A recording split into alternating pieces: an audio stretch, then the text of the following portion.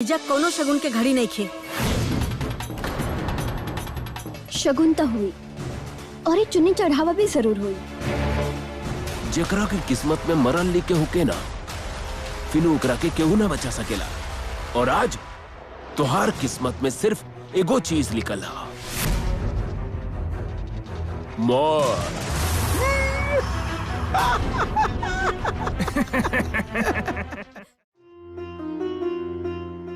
Mummy जी, कब तक हमनी ऐसे मुंह बंद करके बैठल रहब? कवन बात के इंतजार करत बानी आप? क्यों गीत दीदी के कब मरी है? आप गीत दीदी के मौत की खबर पे चुपचाप सुन ले, तब भी ना कुछ कहा बाप।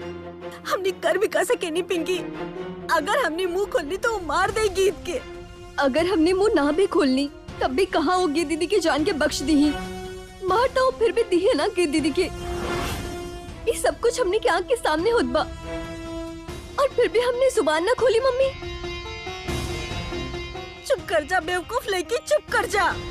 गीत के जान बचावे खातिर हमने के चुप रहे के पड़ी। आप चुप करके बैठल रही मम्मी जी, और हमके भी मत कुछ बोले दी। वो लोग सब बदमाश बानी मम्मी। वो लोग गीत दीदी के तो ऐसे भी मार ही दी है। गीत दीदी के घर तो उजड़ ही गई और जीजा जी भी छोड़ के चल जाइए उनका की, और फिर भी कुछ ना बोला। का बहल पिंकी, एक का बोलत बारू तू? घर उजड़ गई, जीजा जी चल जाई। मम्मी जी, ए पिंकी का बोल रहल बानी? पिंकी, मम्मी जी, आप लोग कुछ बोलत काहे नहीं खे? पिंकी, बात का बा पिंकी? हम कुछ पूछे तानी ना, बोलत काहे नहीं खे? ही का बोली, ये तो खुद पागल हो रहा बिया गीत के बारे में सोच सोच के। अगर ये चुप रहेली तो चुप ही रहेली, और कुछ बोले लगेली तो फालतू के बात ही बोलेली। ऐसे वैसे तो नहीं खे बोलत तानी हूँ। ये ऐसे ही करेली, पता ना काका झूठी कहानी बनावत रहेली अपने आप ही। कहीं ऐसा तो नहीं कि संजय के आवे से पिंकी चुप हो गई?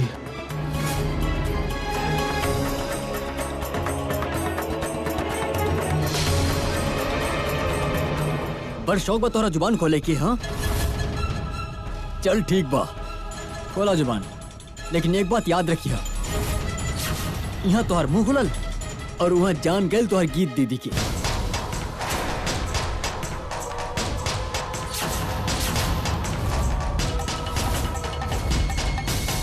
तू जान ले बा हमार गीत के? बोला कहाँ बिया गीत? मल्हार साहब, आप हमरा के मार ना सके नहीं। अगर हमरा के हाथ लगे लेना तो समझ ला गीत गई। गीत ना तहार जान जाई। आज ना तू बचबा। ना ना जीजा जी, रुक जाए ना था गीत दीदी के। ना मल्हार बेटा ना, हम तो आगे हाथ जोड़ा था नहीं। अगर संजय की कुछ हो गई तो का हुई हमार पिंकी के?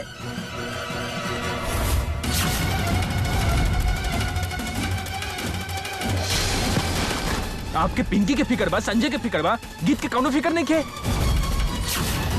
मम्मी जी एकरा पता बा कि गीत कहाँ बिया? संजय अपन मुंह खोला न तो हम। गीत के हमरा के पता बा।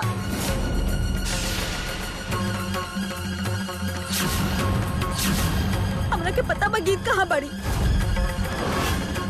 मम्मी जी, आपके आपके पता बा कि गीत कहाँ बिया?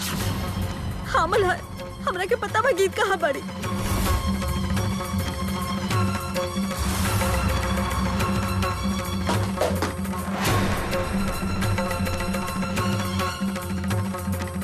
मम्मी जी, आपके पता रहे, आप फिर भी? वो धमकी देला सा बेटा कि अगर हमने मुंह खोलनी तो गीत के मार दे। अब तो तोरा के सब कुछ पता लग गई ना। अब तो बचाला गीत के, बचाला हमार बेटी के। पर मम्मी जी, गीत बानी कहाँ पर? हमरा के पता बा वो कहाँ बा। हम लेके चला तानी तोरा के अपन साथ। चला।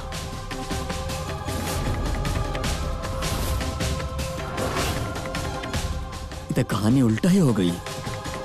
इनका तो सब कुछ मालूम हो गई।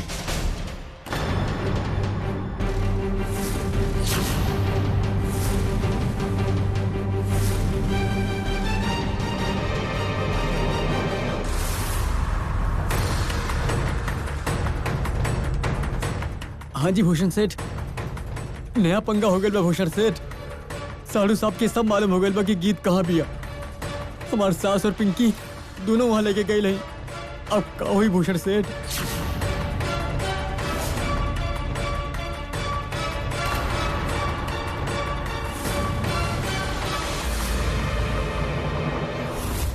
गीत गीत मल्हार ऐजा रहल गीत। गीत गीत कहाँ भी आ? गीत मम्मी जी, आपके पक्का याद बाकी गीती है पर रहे? हाँ। पक्का याद बा आपके? हाँ ऐजा रहल गीत। हम खुद अपन आँख से देख लेना नी दीदी के। फिर गीत कहाँ पे जा सकेनी? गीत दीदी, गीत जवाब दा। गीत संजय, हम तारा के छोड़ब ना संजय। मम्मी जी, अगर गीत हमरा के गांव में नहीं मिलल तो हम आपके छोटा जमाई के ऊ हाल करब जे हमरा के भी ना पता होई। हम तारा के छोड़ब नहीं संजय, तारा छोड़ब नहीं हम। मल्हार रुका रुका मल्हार, जीजा जी। बात तो सुना।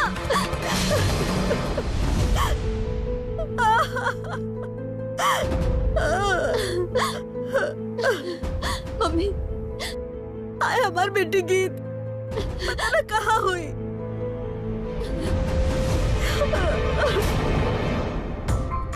नीतू जी, राजेंद्र जी, आपका समझे नहीं कि जेके साहब ई रिश्ता खातिर हाँ कर देनी तो आपकी लड़की के ई घर से रिश्ता जुड़ जाई, मेरा परिवार के बहू बन जाई आपके सिमोन।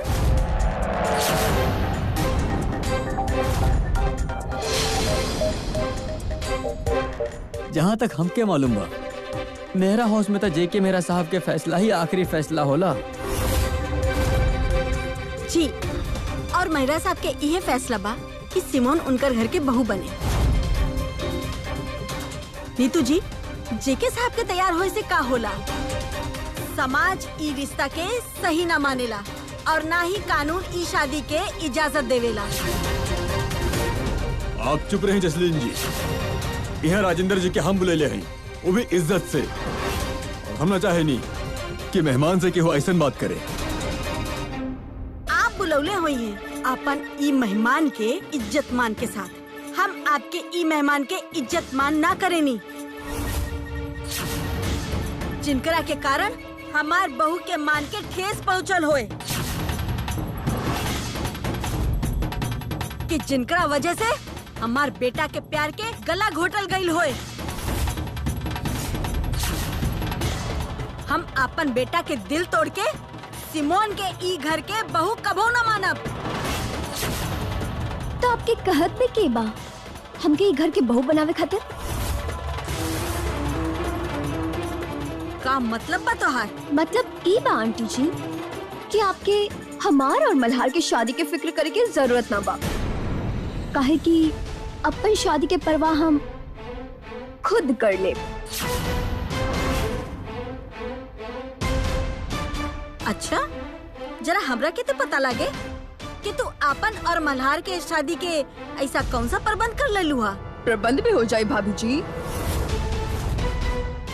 अब तो सब लोग तैयार बानी, तो आप बिना मतलब के बार बार शादी के रोके के बाद काहे करत बानी? हाँ, अब तक दोनों परिवार सहमति से ये रिश्ता भी मान ले बाड़े, फिर भी आप ऐसा।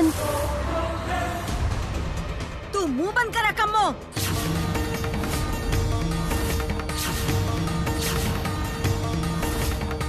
अब भाई तो कोई भी फैसला ना भाई।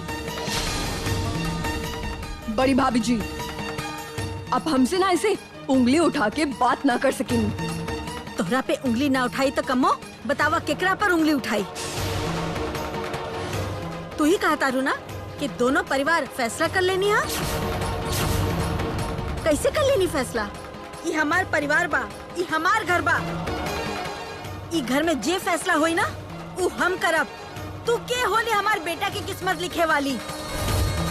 उ हमार बेटा बा, ओकर जिंदगी के फैसला हम करब, तू ना।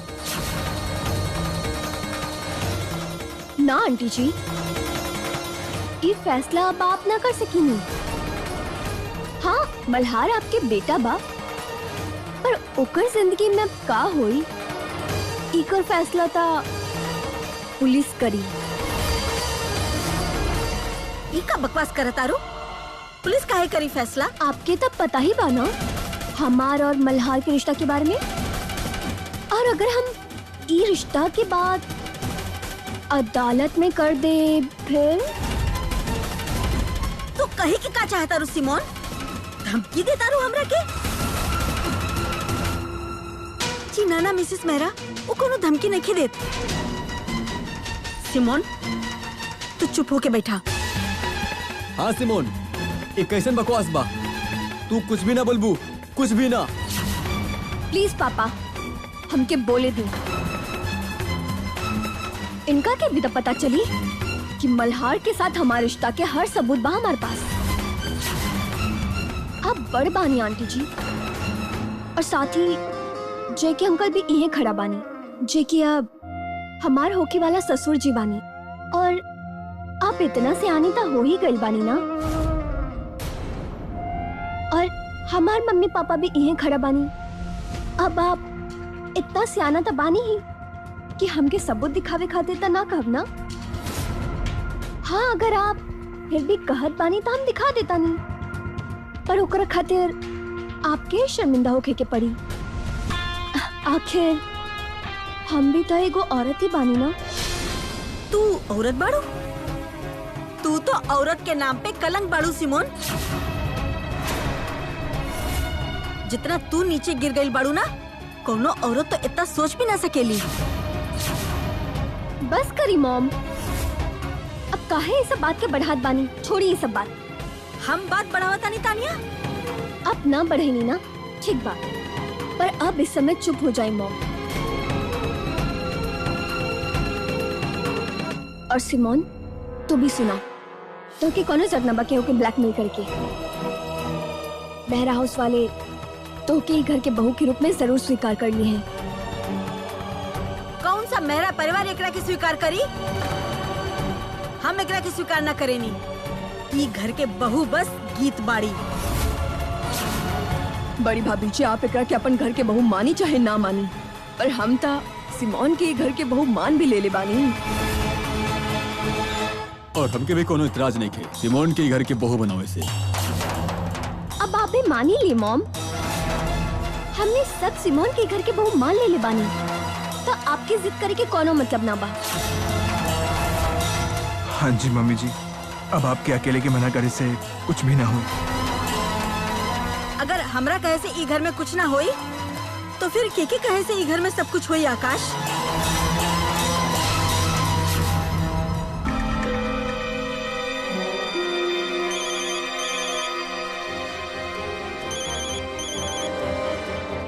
हाँ मल्हार, का खबर बा? कुछ पता लागल गीत के? हाँ जी मम्मी जी, लग गई पता गीत के। शुक्र बा, लग गई पता।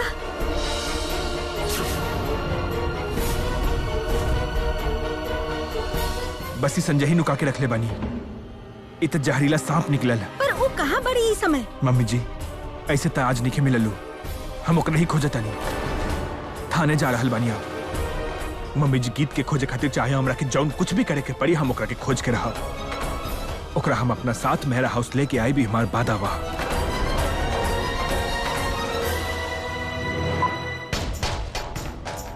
चला। तू सब लोग जे मर्जी जो कुछ कहे, पर हम सिमोन के ई घर के बहू ना माने नी। गीत के मल्हार ऐजा जरूर लेके आई। उ हमार बेटा के प्यार बाड़ी और उ गीत के ऐजा जरूर लेके आई। तो फिर हमऊ देखब, तू, तोहार माँ बाप, जेके साहब, तानिया, तू केहू भी गीत के ई घर में आए से ना रोक सकेनी। रुकी जसलीन जी। कमो रूबी, तनी जसलीन जी के बतावा, कल टीवी में तू का देख ले रहे? हमनी हमनी कैसे बता सकते हैं भाई साहब? वैसे ही जैसे टीवी वाले बतावत रहे। वो कौन खबर रहे भला? बताओ जसलीन जी कि कैसे मेहरा परिवार के बनल बनाए नाम मिट्टी के अंदर मिलावत रहे टेलीविजन में। वो यह कहत रहे ना कि मेहरा परिवार के बहू गायब बिया, गायबी खातिर भइल। कहे कि मेहरा परिवार अपन बहू पे जुल्म कर रहल बा। अगर टेलीविजन और चैनल वाला के माना ना और बहुत जल्द अपन बहू के परेशान करे के कारण हमारा पे केस भी दर्ज हो जाई। हालात ऐसे पैदा हो गई बा कि सुरजीत जैसे आदमी हमरा से सवाल पूछ रहा बा। तू ही बतावा, हम दोबारा गीत के घर में लेके आइब ना? अब हमार बनल बनाइल इज्जत तो मिट ही गई बा, लेकिन अब हम कोनो समझौता ना करब। हम गीत के दोबारा मेहरा हाउस में कभी ना आवे देब।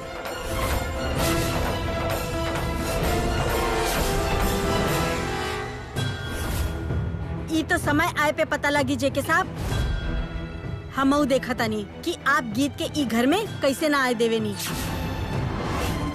बहुत जल्दी मल्हार गीत के ई घर में वापस लेके आई, तो फिर हम देखब आप कैसे गीत के ई घर में आए से रोक ली हैं। देख ली बड़ी भाभी जी, आप तो उहे देखब ना। अगर मल्हार लेके आई हैं गीत के घर में, हाँ, आई है जरूर मल्हार, लेकिन अकेले। और ओकर बाद जो हुई ना, वो अब सोच भी ना सकीनी। सोचब भी कैसे? बेचारा मल्हार भी कुछ सोचे समझे के लायक ना हुई है। आपके पाला कम्मों से पड़ल बा बड़ी भाभी जी, और हम आपके जैसे इतना सीधा ना पानी कि ई घर में हमके केहू फंसा के दिखावे और हम ई घर के उलझा के दिखाए।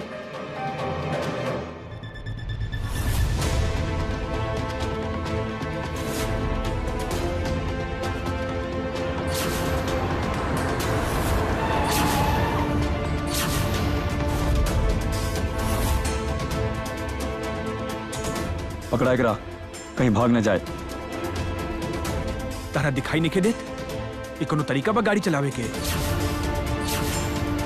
ओ हेलो, तारा सुनाई नहीं के देत? तारा सही बात कर रहल बानी हम। इतना तेज चलावा तारा, सामने इतना बंदा खड़ा बा, ककरो के लग जाता तब। काश के वो डिक्की खोल दे कार के। बाहर तो बहुत हल्ला हो रहल बा, कार रुक गइल भलागत बा। ई कार केकरे बा? केकरा घर जाए के बा? एकर भैया केहू के घर न जाए के बा। ई कार सामान ढोए खातिर जा रहल बा। ता सामान ढोवे की? कैसन सामान बा? आपके काहे बताइए? आपका पुलिस वाले बड़े? पुलिस वाला तो नहीं बानी हम, लेकिन सामने इतना आदमी खड़ा बा गांव के, तो तू ही तरीका से लापरवाही से गाड़ी कहाँ लेके जाता रहा? हाँ, इतना जल्दी काहे बता रहा के? पता तो चले, पता तो चले तहार गाड़ी में का सामान बा। चला दिखावा हमरा। बताओ भैया, ई कैसन बात भइल? हम आपके का गलत इंसान लागत है? वो तो जल्दी रहे थोड़ी सी।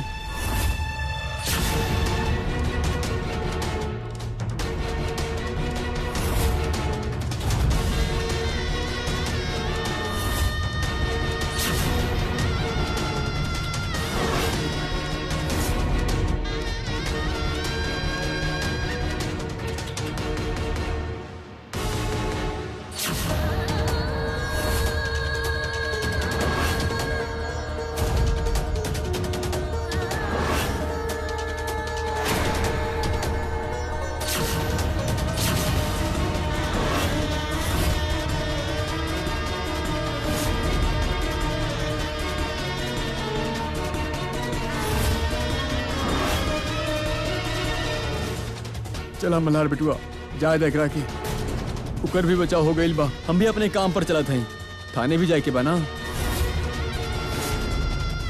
यहीं से टाइम बर्बाद करे से कोनो फायदा नहीं के, और गीत के भी ढूंढे के हा। जाए दाई लोगन के। ये तो मल्हार जी है, कहीं हमके देख ली है तो? हाँ जी बाबूजी, पहले ही संजय के संभाल लेता नहीं।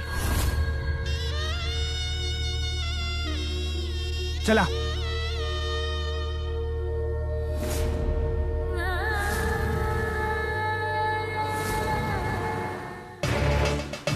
अब बताइबा तू सब कुछ। एक कैसे बदतमीजी बा? ये पुलिस स्टेशन बा, कोनो अखाड़ा नहीं के। In that case I am sorry inspector साहब, लेकिन अपराधी के तो यहाँ पर थाना में ही लेके आई ना। अपराधी? क्या अपराधी? ई संजय। इंस्पेक्टर साहब ये हमारे वाइफ के किडनैप कर ले बानी। हाँ भाई, मल्हार जी का करल बड़े। इंस्पेक्टर साहब, हम कुछ भी नहीं कहले ही, हमके कुछ भी ना मालूम है इंस्पेक्टर साहब। कहा कुछ ना कहलू तोहरा तो हम रुका मल्हार जी, बताओ गीत मेरा कहाँ बिया? हम पहले भी कहले ही साहब जी, हमके कुछ भी नहीं के मालूम। इंस्पेक्टर साहब ये झूठ बोल रहा बा। इस सब लोगन के सामने, हमरा सामने, हमारे मम्मी जी के सामने, पिंकी जी के सामने, सबके सामने कबूल कैले बानी कि यह गीत के किडनैप कैले बानी। बोला बोला जल्दी, कहाँ बानी गीत? एका और अलबा मल्हार जी, आप पीछे हटी। इंस्पेक्टर साहब, इनकर तो दिमाग खराब हो गइल बा। गीत दीदी के केहू ले गेल बा कहीं पे, हमारे से कोनो भी मतलब नहीं खे।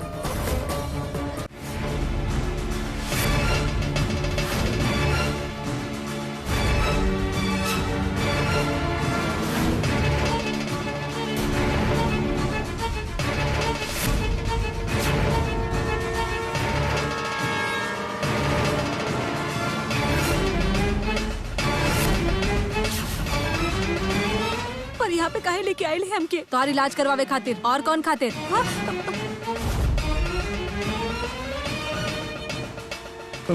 हम अपन वाइफ की बुलाओ थे एक मिनट। पिंकी, पिंकी तो बताओ ना इंस्पेक्टर साहब के कि हम कुछ ना कहले हैं। बताओ पिंकी। इंस्पेक्टर साहब ही दोबारा झूठ बोल रहा बा। पिंकी के भी पूरा बात के पता बा। हम सब लोग एकरा मुंह से करतूत सुनने बानी। बोला कहाँ बानी हमार गीत? मल्हार जी, आप अपन हद पार कर रहा हो। आपके हाथ उठाओ कि हक नहीं खे, चढ़ाई कर। तो फिर आप खुद ही पूछने करा के गीत कहाँ बिया हमार? आप एक छोड़बा तभी तक पूछब हम। हाँ भाई, हम पे पहले ही बहुत प्रेशर है गीत ढोली के ढूंढे के। जौन भी हो जल्दी जल्दी बतावा। इंस्पेक्टर साहब, हम आपसे पहले भी कहले हैं कि हमके कुछ भी नहीं के मालूम। हमके का मालूम कि गीत दीदी कहाँ गए बिया। फिर मल्हार जी कहा कह रहा है तो क्या सब मालूम बा? बोला। इंस्पेक्टर साहब जी, हमके कुछ भी नहीं के मालूम। हम और मल्हार जी सुरजीत ढोली के जमाई हैं। पिंकी हमार पत्नी बिया, हमार शादी भइल बा। पिंकी बताओ ना तो इंस्पेक्टर साहब के, हम कुछ ना कहले हैं तो हर जिया जी का कह रहा बारे? हाँ लकी, तू बतावा तो हर जिया जी का कहता रे? इंस्पेक्टर साहब, आप पिंकी के काहे पूछता नहीं? आप एकरा के पूछी ना। ई भूषण सेठ और शंकर के साथ मिलके गीत के किडनैप कैले बानी। एकरा पता बा कि गीत कहाँ बिया, यही गायब कैले बानी ओकरा के। अगर तो सब कुछ मालूम बा तो ये भी मालूम हुई कि गीत कहाँ बिया, पता बा? हाँ जी इंस्पेक्टर साहब, बिल्कुल पता बा। तू बतावा लकी। संजय जी के कुछ ना पता बा इंस्पेक्टर साहब।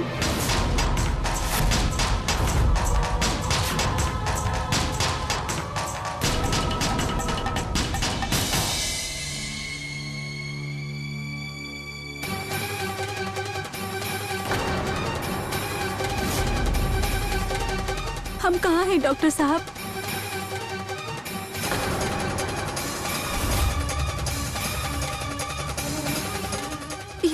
ये आप का कर रहे हैं डॉक्टर साहब? आप चुप रही, हमरा के चेकअप कर लेन दी। पिंकी, तारा पता भी बा तू का बोलत बाड़ू? तारा तो सब कुछ पता बा ना? तारा तो पता बा कि संजय गीत के किडनैप कैले बानी? तू और मम्मी जी वहीं पर रहलू ना तभी। फिर अब काहे झूठ बोलतिया? अब काहे मुकर रहल बाड़ो तू? हम सच कहता नहीं, संजय जी कुछ ना कहले बाड़े। अब बताए मल्हार जी, केकर बात पे यकीन कर जाए। इंस्पेक्टर साहब, हम ता से पहले ही कहले रही जेकर पत्नी गुम हो गई लोके ओकर दिमाग तक खराब हो ही जाई। इंस्पेक्टर साहब, आप एक बात पर यकीन न करी। ये लोग झूठ बोल रहल बानी। हम ठीक बानी, हम बिल्कुल ठीक बानी। लेकिन आपके साली तक कहल बिया कि एकर कोनो कसूर नहीं के। इंस्पेक्टर साहब, ये भी झूठ बोलतिया। आप हमारे साथ चली, हमरा पता बा गीत कहाँ बिया। चलो।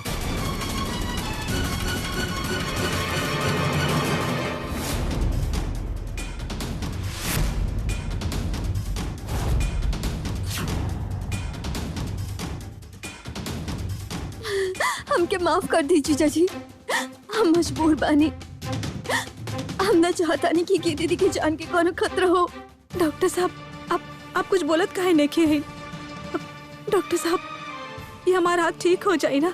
आप ठीक कर दे ना हमारा हाथ? बताएं, ठीक कर दे ना हमारा हाथ? आपके पता बा हम बहुत अच्छा ढोल बजावत हई, हम बहुत अच्छा ढोल बजावत हई। हमार नाम गीत ढोली बा, बहुत मशहूर बा हमार नाम। और आपके पता बा जब हमार ससुराल में ना बहुत बड़ पूजा होखेला ना, तो वहाँ पे भी हमहू ढोल बजावत हई। अब हमार ढोल के ताल सुनब का, ताल सुनब का हम सुनावत हई। हम सुनावत हई आपके। दिन तक तक दिन, दिन तक तक दिन, दिन तक तक दिन धा, दिन तक तक दा, दिन तक तक तक दिन, दिन तक तक दिन, दिन दिन तक तक तक दिन, दिन तक।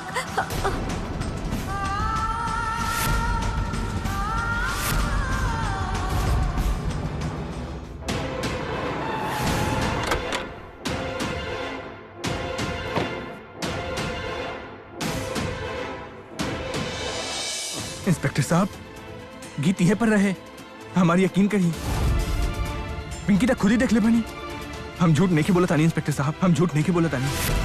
अगर गीत यहाँ पे रहे तो आप कहाँ बिया, आप कहाँ नहीं के। इंस्पेक्टर साहब, हम तो से पहले ही कहले रही कि इनका तो दिमाग खराब हो गया बा गीत दीदी के जाय से।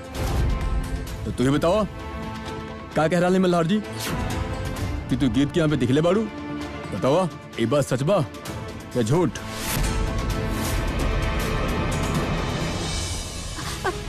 आप सुन रहल बानी ना डॉक्टर साहब, हम बहुत अच्छा ढोल बजावत हई, सच्ची। हमार ढोल के ताल पे ना हमार दिल के धड़कन चलेला। बस अब हमार हाथ ही नहीं हिल रहल बा, हम ढोल बजाने के सके नहीं डॉक्टर साहब। हाँ, देखी ना, अब तो ढोल और डगा हम पकड़ ही नहीं के सकत है। अब बस हमके डगा फड़न जोगी कर दी, हमार हाथ ठीक कर दी डॉक्टर साहब। अच्छा, तू ढोल बजावे के चाहता रू? हाँ जी डॉक्टर साहब, हमके ढोल बजावे के बा। चला फिर हमरा साथ।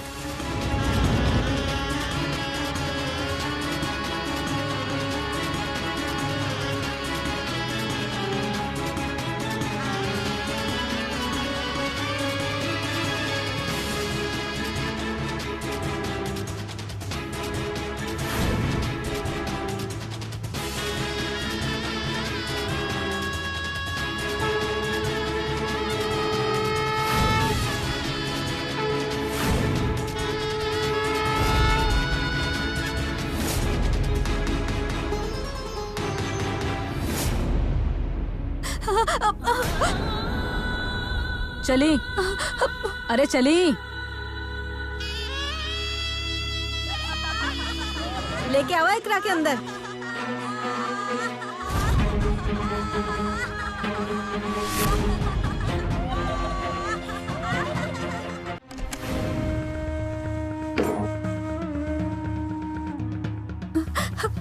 चला बैठा वहाँ पे। आप लोग हमके कहाँ लेके आ गए? बाहर लोग कौन है? आप हमारी इलाज करे खातिर लेके आए है ना? हमारा हाथ ठीक हो जाए ना? आप कर दे अपना ठीक, कर दी हमारा हाथ ठीक, फिर हम घर वापस चल जाए। हमारा हाथ बहुत दुख रहल बा, काम ही नहीं कर रहल बा। कोनो दवाई लगा दी, हमारा हाथ ठीक कर दी प्लीज, हमारा हाथ ठीक कर दी ना, बहुत दुख रहल बा। हम लगा देते दवाई तो के। चला, डॉक्टर साहब अंदर वाला कमरा में है। चला तू अंदर, चला चला।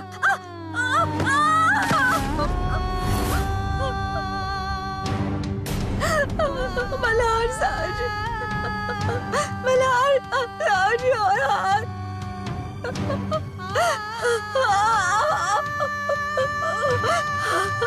मम्मी, हमके छोड़ के मत जाइए, दरवाजा खोली। हमके अकेले छोड़ के मत जाइए यहाँ से, दरवाजा खोली।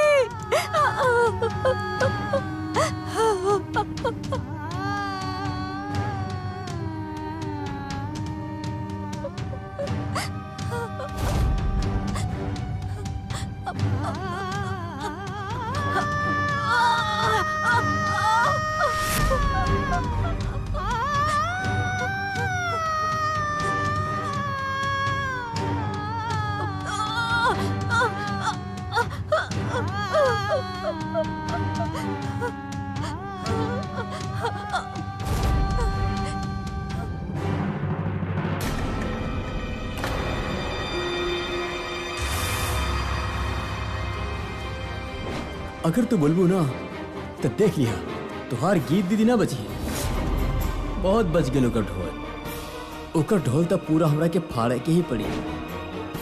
जीजा जी झूठ बोलत बानी इंस्पेक्टर साहब।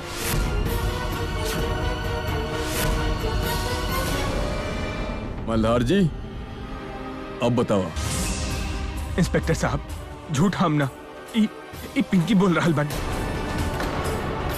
पिंकी तू झूठ काहे बोलता रू? हम सच बोलत तानी इंस्पेक्टर साहब। जीजा जी के तबीयत खराब बा, इनकर मन में जे भी आवा था बस उहे बोलत रहे नहीं। पिंकी ये तू का कह रहल बारू? तहरा पता भी बा ई तहार गीत दीदी के मौत और जिंदगी के सवाल बा। पिंकी ई वक्त सिर्फ सच बोले के बा। पिंकी तू समझत काहे नहीं की? पिंकी सच बोला, सच बोलना पिंकी। मल्हार जी आपके मुताबिक आपकी बीवी के केहू अगवा कर ले बड़ा? केहू और ना इंस्पेक्टर साहब, ई संजय अगवा कैले बानी। हाँ जी आपके कहे के बाद कि संजय आपकी वाइफ के अगवा कर ले बड़ा और ये उगरा के यहाँ पे रख ले रहे। लेकिन हम यहाँ पे देखनी था भजन कीर्तन हो रहा बा। अब बताओ आपके बारे में क्या ख्याल बा? इंस्पेक्टर साहब हम झूठ नहीं के बोलता नहीं। ये सब केहू के चाल बा, इन लोगन के चाल बा।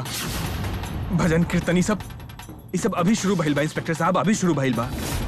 कोई ना ये लोगन सही पूछ लेते। हेलो आप लोगों में से केहू हमरा के बताई कि आश्रम यहाँ कब से चल रहा बा? हम लोग यहाँ पर भजन कीर्तन करत रहे नहीं इंस्पेक्टर साहब, पर बात का बा ई ना हो सकेला, ई झूठ बा। कुछ ना छोड़ी आप बैठी। देखिए मल्हार जी आप हमार बहुत टाइम खराब कर दिले बारे और अब हम तोरा खातिर और टाइम खराब ना कर पाए। बेहतर यह हुई कि तू कोनो अच्छा डॉक्टर के दिखावा और अपने इलाज कराओ। इंस्पेक्टर साहब हम सच बोलता नहीं, प्लीज हमारी यकीन करी। सॉरी मल्हार जी हम अब तोरा कोनो भी बात पे यकीन ना कर पाएंगे। चलो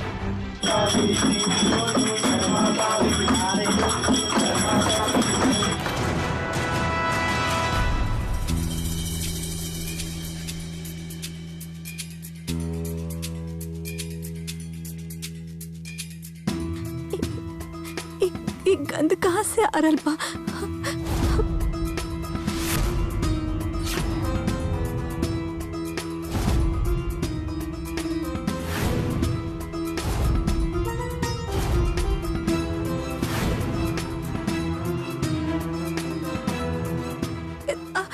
इतना धुआं।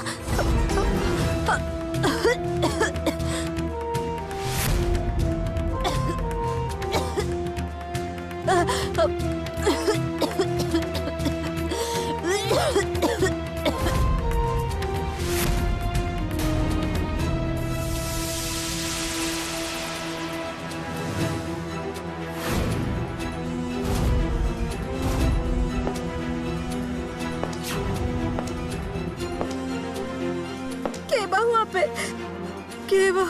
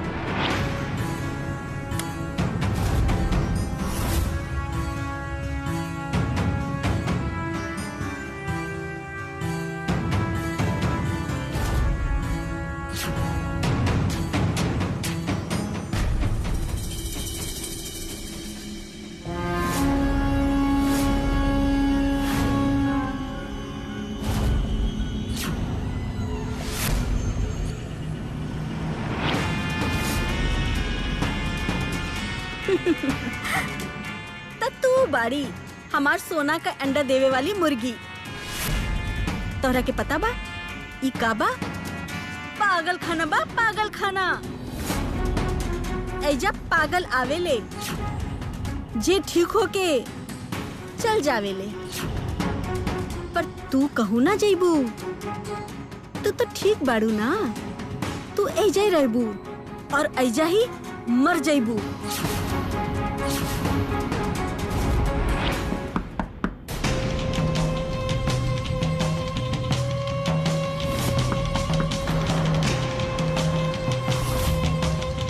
अब ठीक बानी साहब जी, तनी शरबत पीली, अच्छा लगी।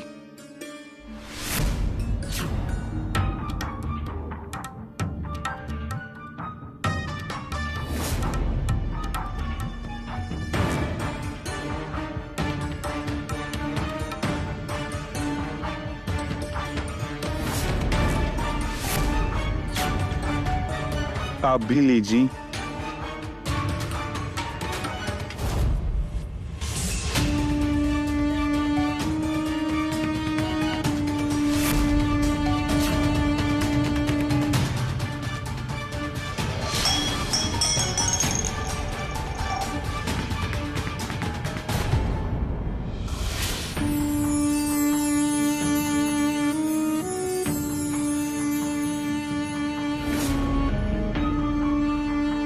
ये हमरा कहा हो रहल बा?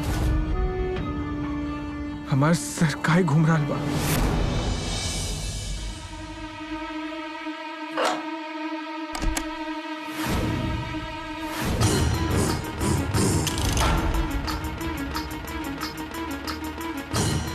डॉक्टर साहिबा, हमार भाभी के अच्छा तरीके से ख्याल तो रख रहा बाड़ू ना?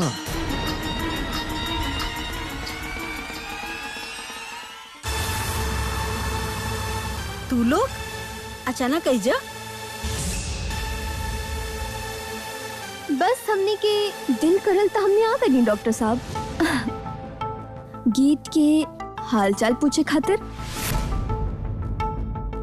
दरवाजा बंद कर ला डॉक्टर साहब।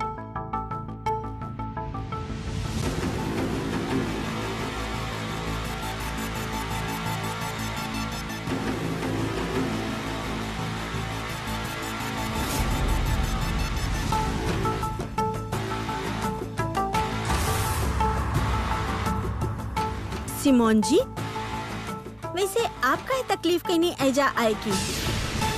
हम तो आपके काम शुरू कर देनी है ना, तो एकरा के पूरा करके ही हटब। तो आप भी तो हमरा के मुंह मांगी पैसा देनी है।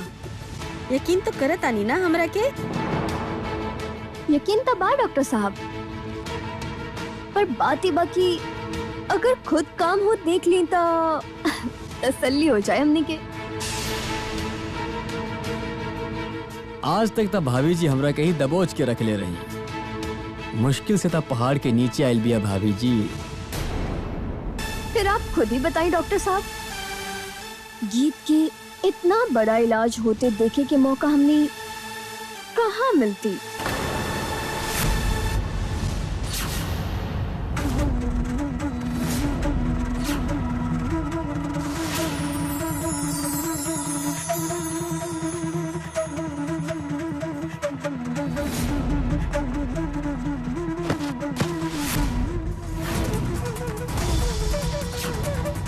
उठाना जीजा जी, उठा जीजा जी।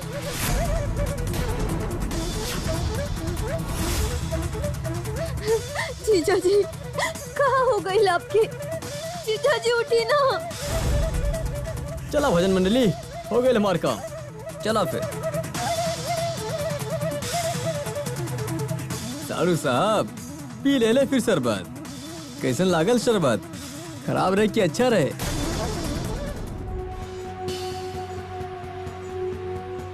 गीत, एक गीत ढोली, उठा ना।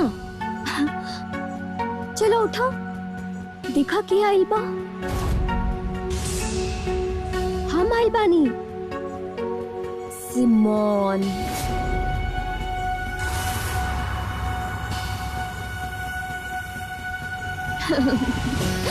उहे सिमोन जेकरा के तुम मल्हार से बहुत दूर कर देले रही।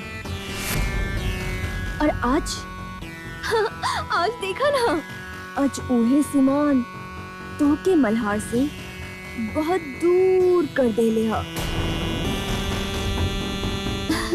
देखा ना